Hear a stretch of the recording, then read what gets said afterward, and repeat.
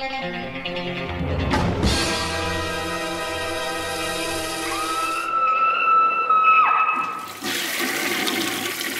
guys, week 16 for you. I got some reviews, so let's get into those right away. The first one I'll be reviewing is from Blue Underground. This is Amsterdam by Dick Maas.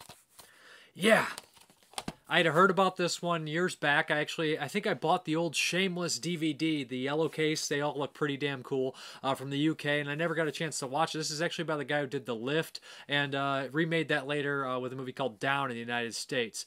So Amsterdam. Yep, this movie's pretty wild. It follows the story of a detective trying to capture this killer who's using the Amsterdam canals. And a bunch of diving equipment to kind of go through there and be stealthy and kill a bunch of people.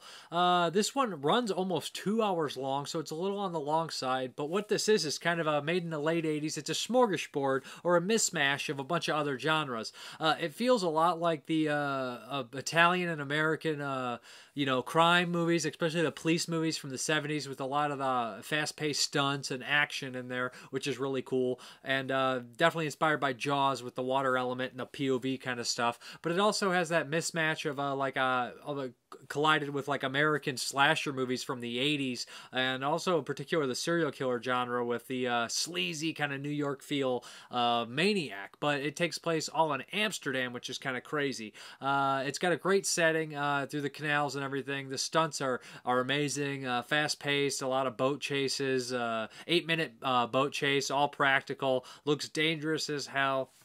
And it has this weird kind of wicked sense of humor to it. It's not slapstick or goofy, but it takes its time. Every chance it gets to kind of do this really dark humor or kind of poke fun at the people of Amsterdam, it does it.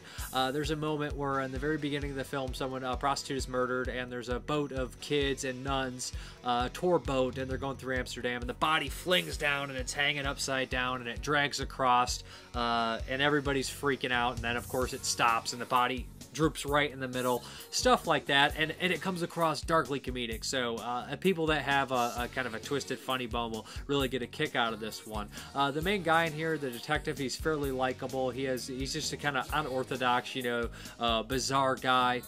The killer in the movie, that's probably the only problem. They set up a lot of red herrings and misdirections, but by the end of the movie, they don't really pay off, and they're just kind of pointless. I mean, a misdirection is supposed to misdirect you, but it doesn't really pay off. You kind of like, oh, that's the deal here? That is kind of too long for that reveal, but it's not enough to really dislike the movie. There's a strange subplot in here with the daughter and one of her friends, and there's even a joke in that the friend thinks he's has these psychic abilities where he's acting like he does, and he knows he doesn't, but he actually does. And that kind of stuff comes to fruition, which is funny.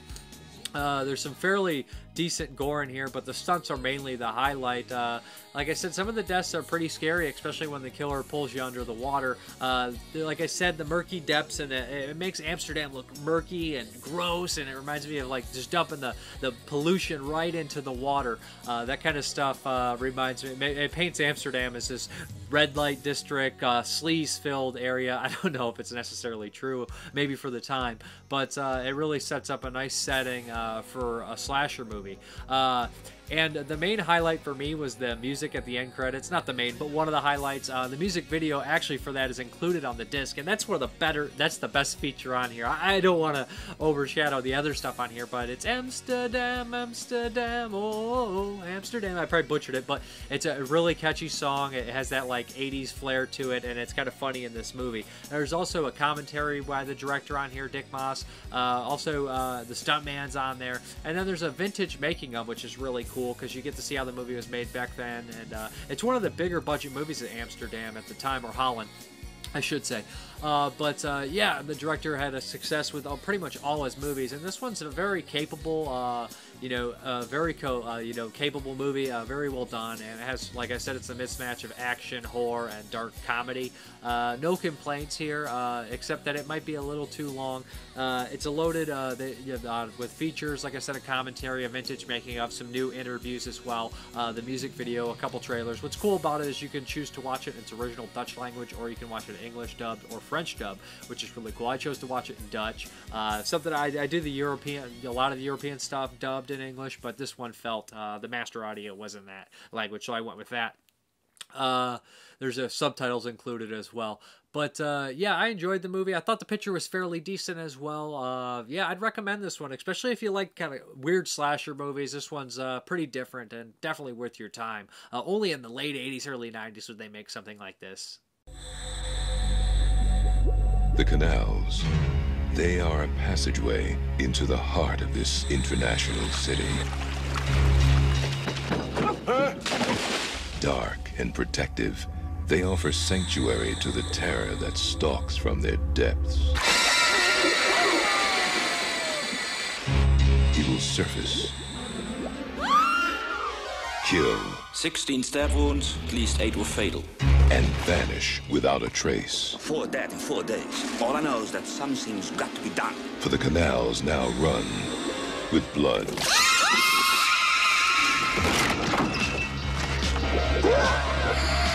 What is it? Depth meter. Standard equipment for a diver.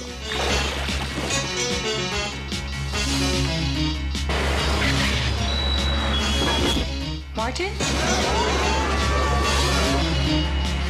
Hello. Martin?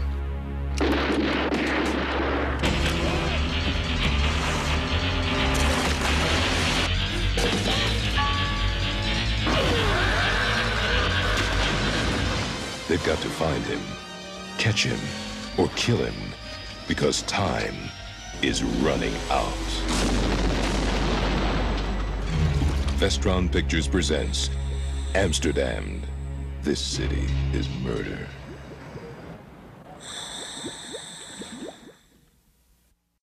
The next one here is from Arrow. This is The Slayer. Yeah. I'd seen The Slayer years ago on a Vipco crappy DVD that was put out in the UK. And yeah, The Slayer is one of those titles that kind of got neglected over the years because it hit the Video Nasty list, unrightfully so. I don't think it deserved to be on that list in the UK. And it kind of got neglected. Not many people saw it. It had a poor print. But Arrow finally rescued this one and put out a great looking copy of it. This is actually Cardone's first movie. J.D. Cardone is his name. I probably pronounced his name wrong. He did some other films as well. What we have here is kind of a supernatural, different kind of thriller. I mean, a slasher movie and thriller in that. The group of people go on vacation on an island. It's a typical setup. You think, oh, here we go, you know, a slasher movie. But it's a little different than that. We have this artist who's an older woman, not older, but, you know, they're adults, which is a nice refreshment because you see the teen slasher movies, and here we go again, you know, everybody's a jerk. Nobody has these really, you know, deep lives and has a, you know, their main priority is getting drunk. And that's not really the case here. These people want to go out and get away and relax and have a good time, but they, you know, they want to be together and whatnot. It's the main lady, her husband, the main lady's brother, and his wife. So it's a tight-knit group here, and as it progresses, we find out that the artist, you know, she's not what she, you know, she's got something wrong with her.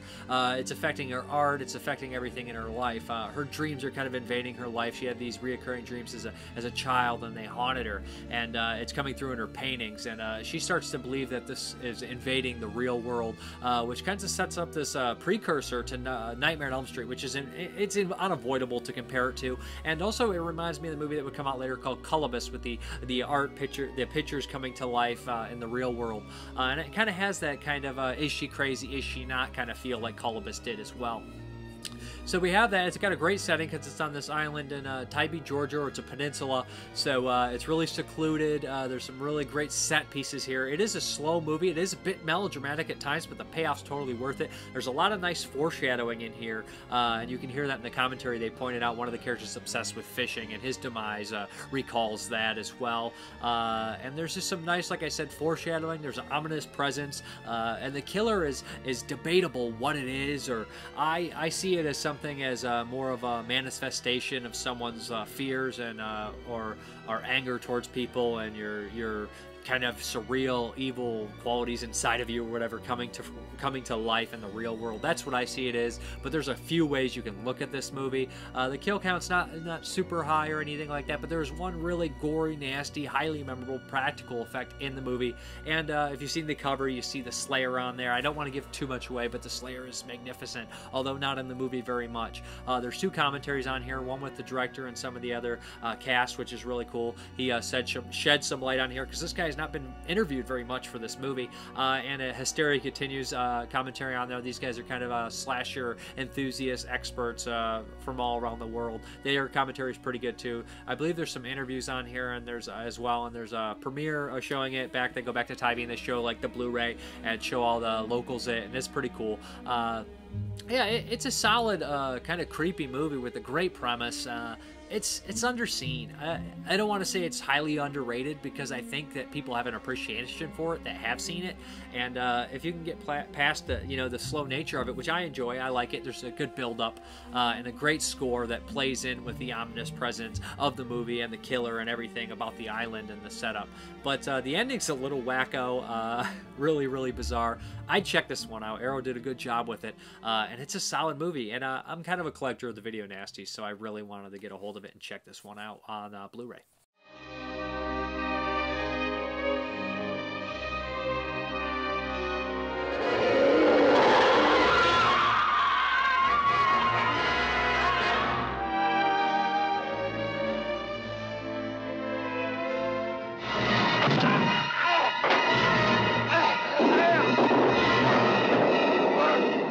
Yeah, what I really wanted is, suddenly the audience to feel comfortable. I loved in that previous death scene that we just saw that they actually showed her hands bloodied from like trying to crawl out the window. It's a little gem that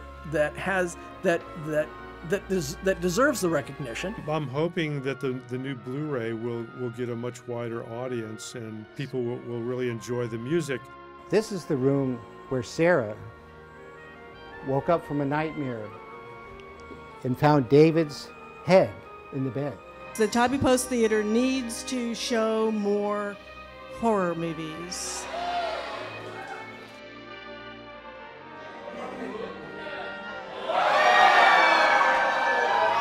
And Mother Nature helped us out this evening too, right? We got a little bit of extra thunder and lightning.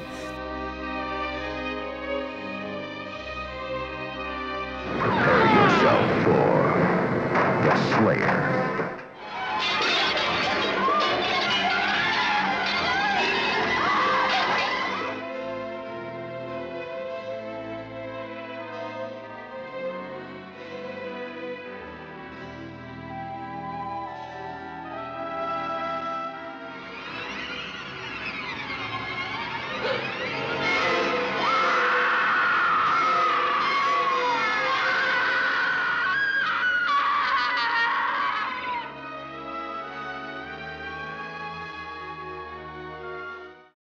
The next one here is The Love of a Woman from Arrow Academy. Yeah, I'd not heard much about this. This is a little bit on my element. It's a 50s French film by the director Jean Grémillon, or Grémillon. I'm mispronouncing his name because this is actually the first time I've seen one of his movies. So, like I said, I'm out of my element, but I think it's good to get out of your comfort zone and check out stuff that you typically wouldn't watch. This kind of follows the story of a small town, kind of an isolated small town as well, similar to The Slayer, but unsimilar that there's a bunch of people here that occupy the island. This lady comes in and she's supposed to replace the old doctor. And she realizes she's young, she's a good-looking woman, and she starts to meet the teacher there and realizes she feels trapped. At one point, she says, "Will you be here the next 20 years? It goes by really fast." And never have I seen a movie where I actually felt trapped for the character in that kind of sense that, oh my God, this is... And I started like thinking for a second that this is almost like, it's like, oh man. Started like realizing my own mortality a little bit more in that moment, and it kind of was scary. She ends up meeting this man who he's passing through, and they have this relationship, and this kind of opens up this story about what she wants to do with her life. Does she want to stay there? And it's a really heartbreaking story. He wants her to go with him and give up her career, but she loves her career. She wants to be an independent woman, so it brings up these themes of a woman being independent, being able to provide for herself, needing something more than just being a mother. And I can't completely understand that, but I understand what the movie's going for, and I think it's really good how they brought it up and how they handle it. And the end of the movie is really sad, really heartbreaking. And there's a couple moments in here that are, I guess, very, very progressive for the time. They show a surgery, and it looks like they're using real pig skin or animal skin for it. You see that trick in a lot of older movies. And it looks pretty graphic, Beyond the Darkness. Not as graphic as something like that with their real animal skin, but fairly graphic, hernia surgery. And they have a couple deaths in the movie as well. But it's shot well. There's lots of nice camera work. It's shot in black and white. I think it's 53, so this is the first experience I had with this movie, and there's some good stuff in here. It's just not necessarily something that's directly up my alley. Included on the disc is a feature length version of it's basically about the career of the director. It has all the people that worked with him, and it goes over his entire career, including some people from this one. It is about an hour and 36 minutes, so I'm not too familiar with the director at all. Like I said, this is the only piece that I can think of that I've seen, so it wasn't as interesting to me as it would be for some other people. It's a vintage piece. It was actually made, I believe, in 59 or 75. I'm not necessarily sure on the year. Oh, those are the two release dates I've been seeing. But it's kind of, or I think 75. But it's kind of cool to see that, the interviews with all the people and talk about them. But it is edited kind of strange. They'll pause on a picture for a few seconds here and there. But I think it's an interesting movie if you're into 50s movies. Like I said, I was a little bit out of my element, so hopefully you guys will forgive me.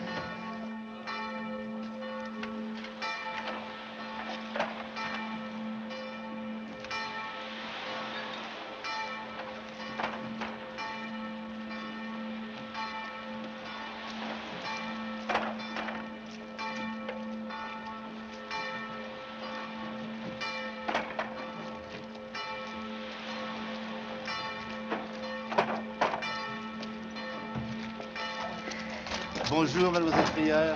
J'ai cru que je n'arriverais jamais. Oui, la traversée est quelquefois difficile. We have the next one here. I'm talking about this because, I don't think it gets as much love as it should. Jackie Brown. Yeah, I'm going to say this now. I'm a big fan of Tarantino. I know that some people aren't a big fan of him. A lot of older people, not to point out, but and a lot of people that have seen a lot of older movies feel that, he's just ripping him off, but I don't see it that way. And I love Tarantino. I love that he incorporates a lot of older films. It's something I dig. And I've been watching a lot of Pam Grier movies lately, so I wanted to revisit Jackie Brown, which is one of my favorite Tarantino movies. Let me get into this one. If you guys never seen Jackie Brown, it basically follows the story of air stewardess who is bringing over money for Roby, who's Samuel Jackson. The ATF kind of catches on to her. Michael Keaton's the main ATF agent, and they kind of put her in this crosshairs where she's trying to play both sides. She uses the help of a bail bondsman, Max Cherry, played by Robert Forster, and Robert De Niro and Bridget Fonda are kind of criminal allies with Samuel Jackson. So you have an amazing cast. Pam Grier's always top notch. Robert Forster doesn't typically get these big roles. He was an alligator and vigilante, but he shines in this movie. He's a very likable, great character.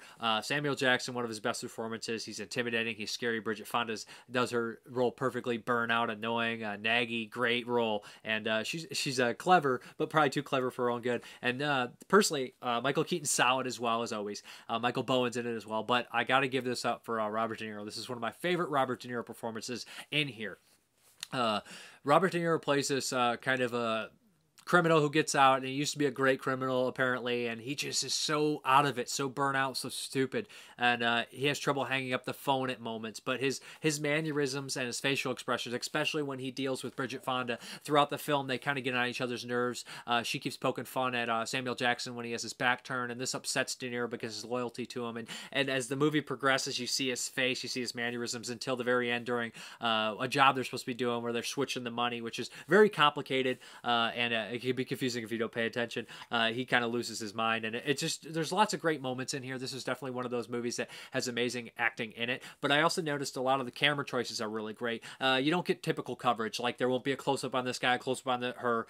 There's a lot of times when the whole scene is just one shot, and it's these two characters, and it just doesn't cut, and it builds intensity. It builds a lot of great moments in here as well.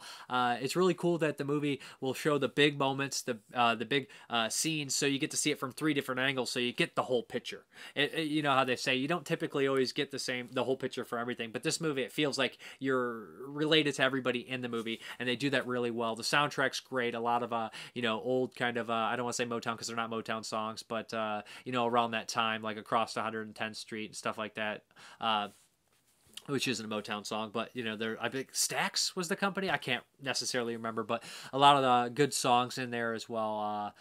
And it's one of those movies where the person I was watching with said, "Man, I don't want anybody to come out I don't want anybody to lose here." But the disc does have some deleted scenes on here.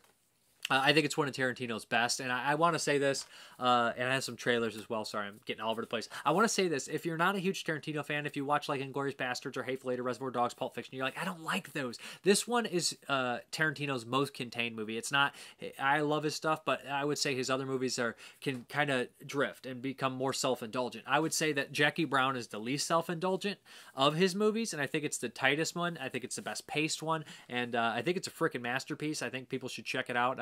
Definitely recalls kind of the blaxploitation movies with the Pam Grier in there and whatnot, kind of playing that similar character to like a Foxy Brown, except more classy than Foxy Brown. Foxy Brown took even less crap than Jackie Brown, but it's just beautifully shot, and the way it unfolds is amazing, and it's cast perfectly. Jackie Brown, I love it. I know I probably shouldn't even be talking about it. Everybody knows about Jackie Brown, but I love it. Here we go. If you had the chance to walk off with $500,000, would you take it? Yeah. What do a stewardess, a gun runner, a bail bondsman, an ex-con, a federal agent, and a beach bunny have in common? If you're gonna come in on this thing with me, you got to be prepared to go all the way.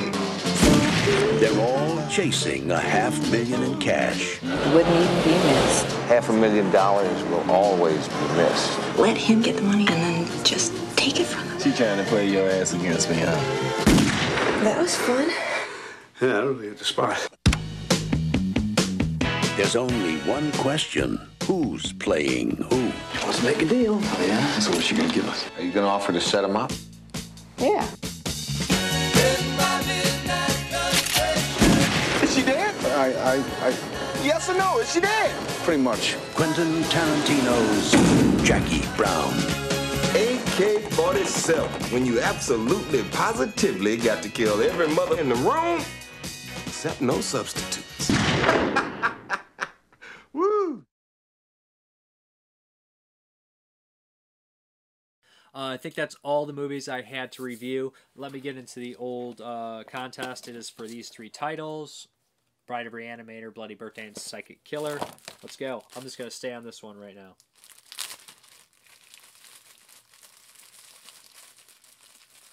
Here we go. Who won? Johnathan Wilhelm. Here we go. Let's see that. If you guys don't believe me, I'm sorry. But there we go. Shoot me your message. You won those 3. I'll send them out ASAP. And for the new competition, you got to do the same 3 things you always do. Like the Screaming Toilet Facebook page. Be subscribed to my YouTube channel. And leave a comment on the Screaming Toilet page this is hosted at under the DVD and Blu-ray updates and say, hey, I want to be in the competition. While you're at it, ask a question, please. You can win a copy of Larry Cohen's first movie, Bone, by Blue Underground. I actually have another copy of this, so I thought I'd give it away. But this is an exploitation movie, kind of interesting movie. It's been a long time since I watched it, but Bone's always been kind of one that stuck with me for the most part, and Wilhelm Kodo's in it, which is always a plus. So please do that. Basically, I didn't get many questions this time. If you do want to ask a question, again, hell, you can even ask it on my YouTube channel, and I'll probably get it to it. But this is Christopher Dalliere. Thanks for the question. What is my favorite documentary? My favorite documentary, I like some of the true crime stuff, like The Thin Blue Line. I think is great. Just how it shows the difference between extroverted and introverted people with dealing with the police, and smart and intelligent people, and then like kind of just charismatic killer, basically criminal getting away with it because he was a better speaker, or he was a people person, which is kind of bizarre. Thin Blue Line, I love how the recreations are done. I love the soundtrack. I love that it shows, paints a picture. And I believe it's fair. If you guys haven't seen that one, it's about a wrongly convicted man. And what else? I like Cropsy. I thought was really cool how it kind of deviated from the legend of Cropsy and went into this whole different way. It felt very spontaneous and very alive, and went into this Andre Rand case. And Paradise Lost, I enjoy those documentaries. I thought those are pretty good. I'm trying to think of other documentaries I enjoy. I'm sure there's tons of them, but those are the ones that come to mind right away. That's the kind of stuff I enjoy. But my shout out this time is going to be actually for the Gay for Prey screening. This is a comedy movie, kind of an extreme, like goofy, weird, bizarre comedy movie by Nathan Rumler, who did Fang Boner. This one is actually screening September 16th at, I believe it's Royal Oak area in Michigan. And all the information will be below. There'll be a trailer following this so you guys can check it out. And the ticket prices and everything. All the information is in the description box, so make sure you click on it if you're interested in seeing it. It has Brian Papandaria in it, who's in Space Babes from Outer Space. Sadie Tate, who's also in Space Babes from Outer Space. Terrence Cover, I believe his last name is, or Covey. I'm not sure which one he goes by. But yeah, it's a lot of fun.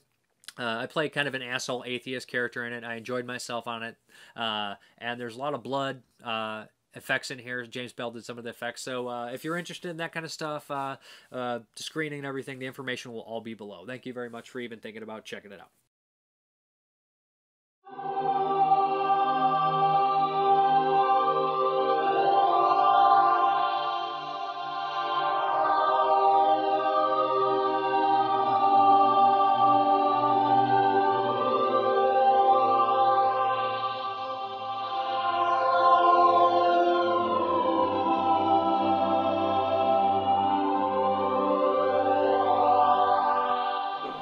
What are we doing with our lives?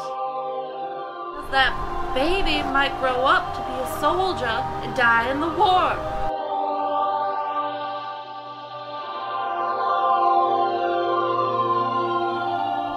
Are you really Jesus? It is done. So, Jesus Christ is a faggot.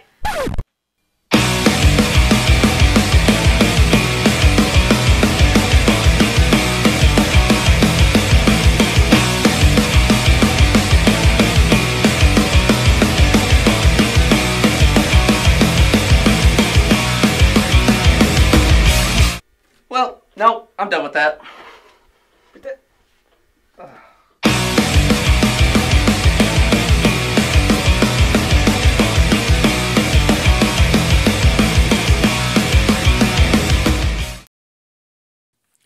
Now it's time for the update. We only have 3 here. We have a DVD of Someone Behind the Door with Charles Bronson and Anthony Perkins. Yeah, this one just seems super bizarre, to be honest, and I wanted to check it out. That combination is just, it doesn't seem like it would ever happen, Bronson and Perkins. But whoever wrote the back of the cover description did a terrible job. Tell me if this does not, I understood it, but it's just, it could be worded better. Dr. Jeffries, a psychiatrist dedicated to his research, neglects his wife Frances. She leaves him for her lover, Paul Damien. When Jeffries receives a visit from a stranger with amnesia, he convinces him that Frances is his wife, planning to make him jealous and take revenge by proxy. Come on, you could put that better. And then we have a widescreen collection of the Trinity. This is only the second and third one in the series. I've not seen this. It's from Hen's Tooth. There is a first one, which I might have to pick up. I believe these are kind of like comedy, spoof, kind of spaghetti western deals. And the last one from Blue Underground is Get Mean, which looks really cool. It's a DVD, I believe, Blu-ray combo, which is really cool. But I think that's everything I have. I know it was kind of a short video this week. Please comment underneath and ask a question if you want to have it answered next time. And as always, thank you again for watching.